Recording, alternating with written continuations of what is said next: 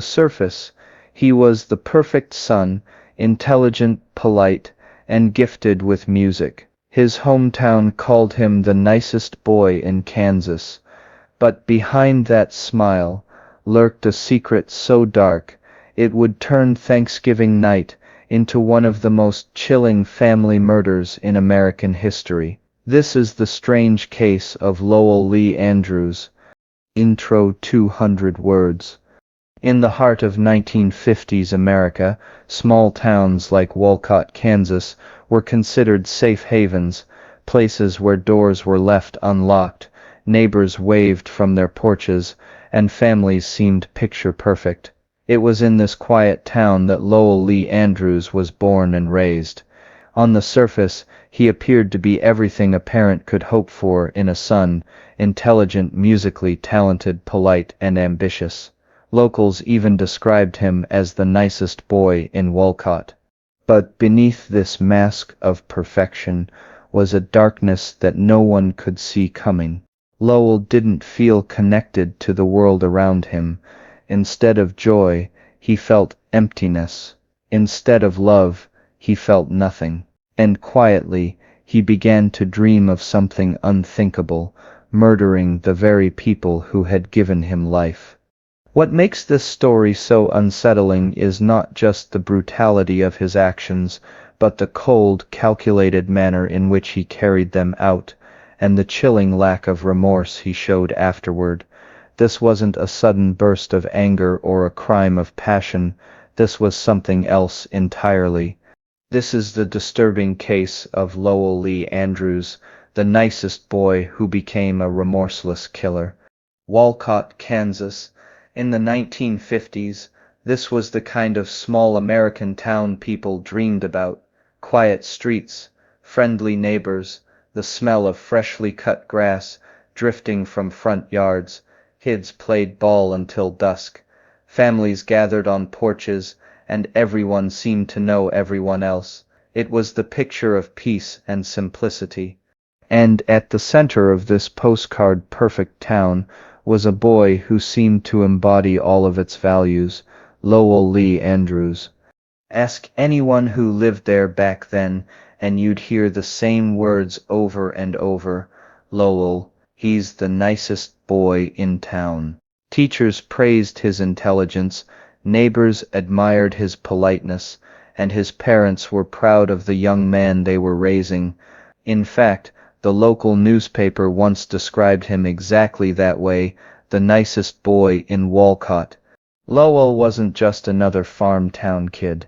He was different. He played the bassoon, an instrument unusual for someone his age. He excelled in academics and enrolled in college to study biology. He loved literature, not the light-hearted kind, but heavy intellectual works by Russian authors like Dostoevsky. From the outside, his life looked set for success: a bright mind, a loving family, a promising future. But appearances are often deceiving. Behind the polite smile and quiet demeanor, Lowell carried something far darker inside.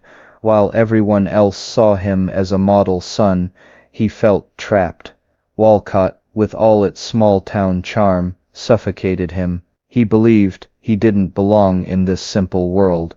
He wanted more: adventure, freedom, maybe even greatness. And in his mind, his family wasn't a blessing, they were an obstacle. This was the secret no one could see. To his parents, he was a dutiful child. To his sister, he was just her younger brother. But within Lowell, resentment was festering. His fantasies weren't about building a future with his education or music. They became darker. He daydreamed about leaving everything behind. But in those dreams, his family wasn't part of the picture. That's where the mask of the perfect son begins to crack. Beneath the surface of kindness and intellect, a dangerous seed had been planted, a seed of dissatisfaction, a seed of violence.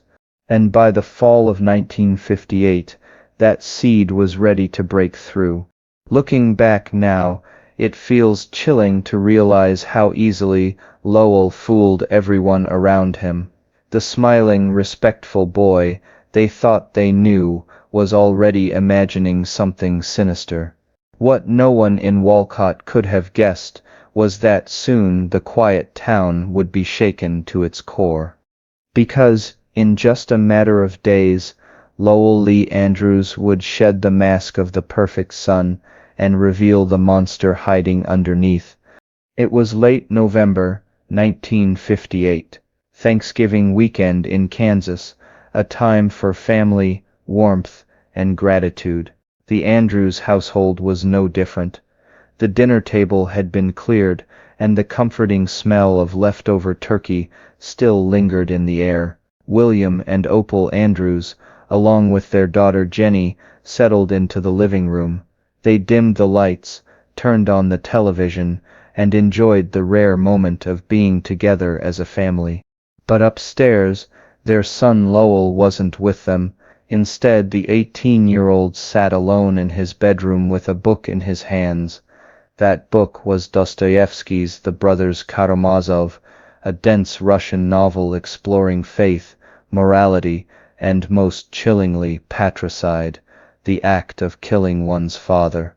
By all accounts, Lowell finished the book in silence, closed it, and placed it on his desk. He didn't rush, he didn't panic, he simply sat there, lost in thought. Then, as if calmly following a plan, he opened his closet and pulled out a .22 caliber semi-automatic rifle. Downstairs, his family was still immersed in the television program.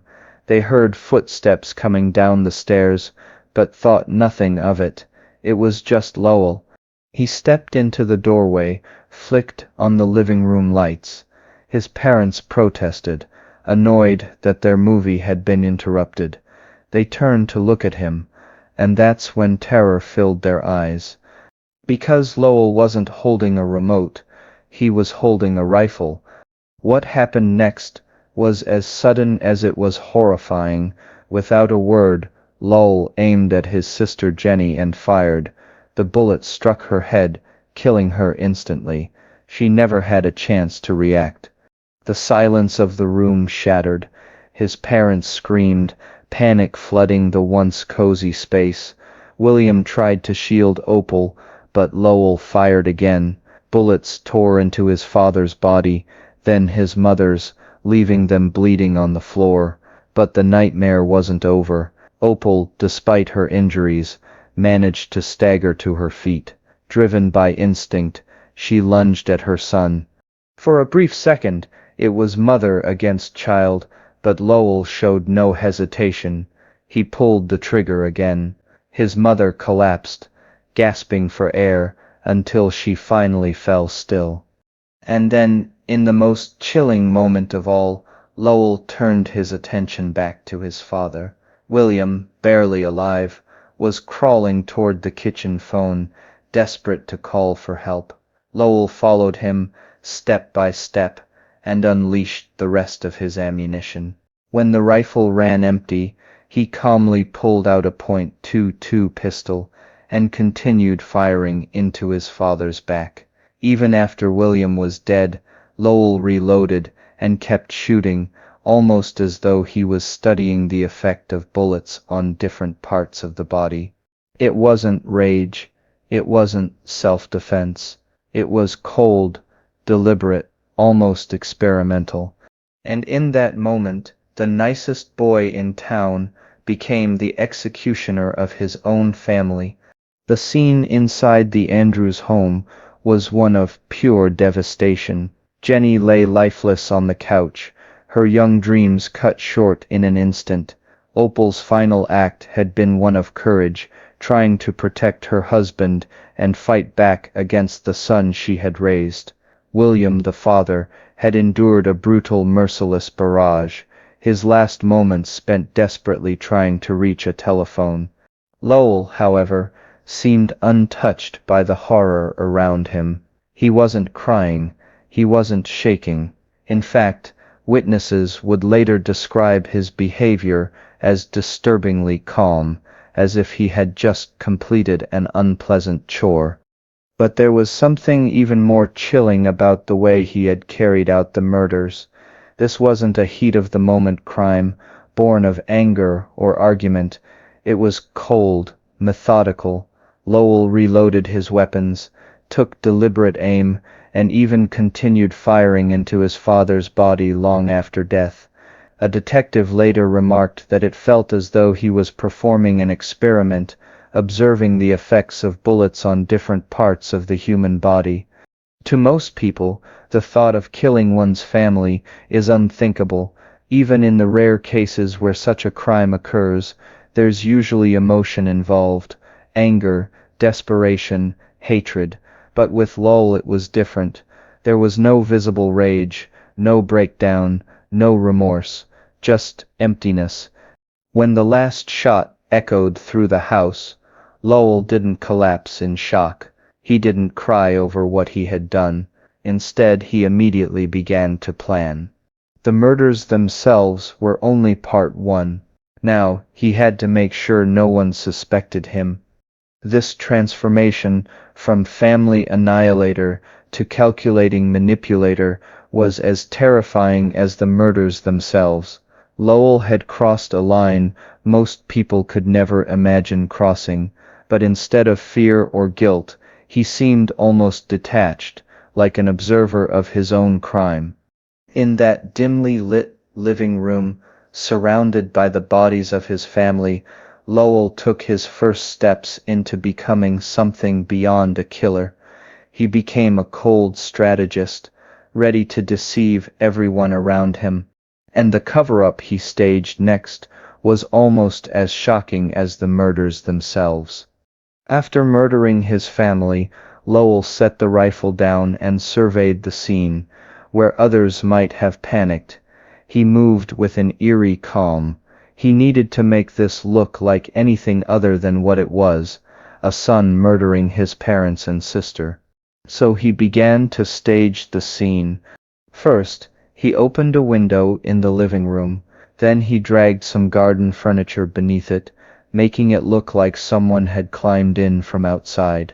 The story he wanted the police to believe was simple: a burglar had broken in, panicked when the family woke up, and killed them all. Once the stage was set, Lowell left the house. He drove to his apartment in Lawrence, Kansas, and began crafting an alibi.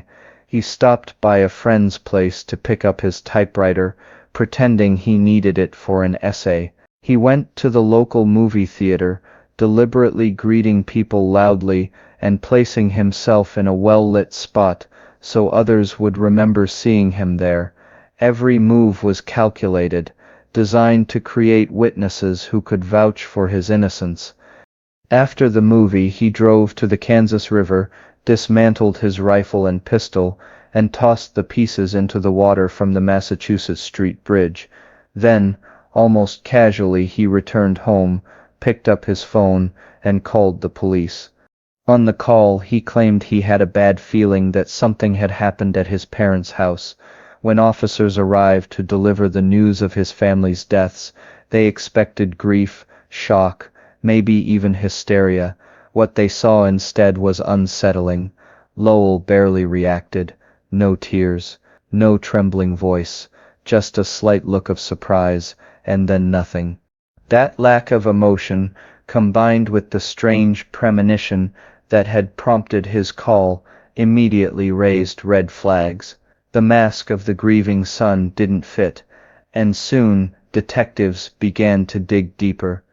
Lowell thought he had orchestrated the perfect crime, but the one detail he couldn't fake was human emotion, and that, more than anything else, would become his undoing. When the police confronted Lowell, he initially denied everything. He claimed he hadn't seen his family in weeks, that he'd been busy with college, that he had no idea what could have happened. But the longer detectives questioned him, the clearer it became: his story didn't add up. The breakthrough came not from law enforcement, but from someone unexpected: the family's pastor, Reverend Vario C. Dameron. Sitting across from the boy he once thought so promising, the pastor gently offered him a Coke, and asked, "You didn't do this terrible thing, did you? If you did, now's the time to purge your soul." And with that, Lowell confessed. But even in confession, there was no remorse. He told officers, "I step, not sorry, but I step, not glad I did it, either. I just don't fit know why I did it. I didn't fit even feel anything as they died." His defense team quickly pushed for an insanity plea. He was sent to the Menninger Clinic in Topeka, where psychiatrists examined him. Dr. Joseph Satin diagnosed him as likely schizophrenic, but also noted that Lowell was fully aware of his actions during the murders. He described it as a sudden murder, one that didn't fit the pattern of psychotic breakdowns. Before and after, Lowell's behavior was completely normal. This left the jury with a haunting question. Was Lowell insane? Or was he simply evil? In the end, the court wasn't convinced by the insanity plea, the calculated nature of the crime, the cover-up, the lack of remorse. It all painted a picture not of madness, but of cold-blooded murder. He was found guilty and sentenced to death. Even then, Lowell's indifference was chilling. When asked about funeral arrangements for his family, he said simply, "I don't care what you do with them." When asked if he had any regrets, he replied, "I didn't feel anything about it. The time came, and I was doing what I had to do. That's all there was to it." The trial cemented the image of Lowell, not as a troubled young man, but as something far darker. A boy who could smile, study, and play music, while hiding a complete disregard for human life. Lowell's appeals for clemency were denied at every level, all the way up to the U.S. Supreme Court. The state of Kansas moved forward with his execution. On November 30, 1962, just 2 years after his crime, he was led to the gallows at the age of 22. Witnesses described his demeanor as detached, almost casual. One reporter wrote that he appeared outwardly remorseless and disinterested. Another noted that he seemed to be smiling slightly as he approached the rope. At 6'1" and 250 pounds, Lowell's execution wasn't quick. Some witnesses claimed the rope even snapped under his weight, though that was never officially confirmed. What is certain is that he gave no final words. He faced death in the same way he had faced life after the murders, cold, emotionless, almost bored. After his death, he was buried beside the very family he had killed. Their shared tombstone bore the words "family." His own stone, placed parallel, carried just a single word: son. It was a final haunting reminder of the role he had betrayed. Lowell Lee Andrews became one of the last people ever executed in Kansas. Even among notorious criminals, his case stood out. Richard Hickok, one of the murderers from Truman Capote's In Cold Blood, who knew Lowell in prison, summed it up best. He was a funny kid. He had no respect for human life, not even his own. And that is perhaps the most chilling truth of all. Lowell wasn't driven by hate, greed, or desperation. He wasn't even seeking revenge. He killed simply because he wanted to, because beneath the mask of the perfect son, there was nothing. No love, no empathy, no remorse. Just emptiness. Lowell Lee Andrews was buried beside the very family he destroyed. On their tombstone, one word: family. Siftus. But here subsists the question that still haunts Kansas to this day. Was Lowell truly insane, a victim of a broken mind, or was he something far more terrifying? A perfectly ordinary boy, who proved that sometimes the real monster wears the face of the person you trust most. You decide.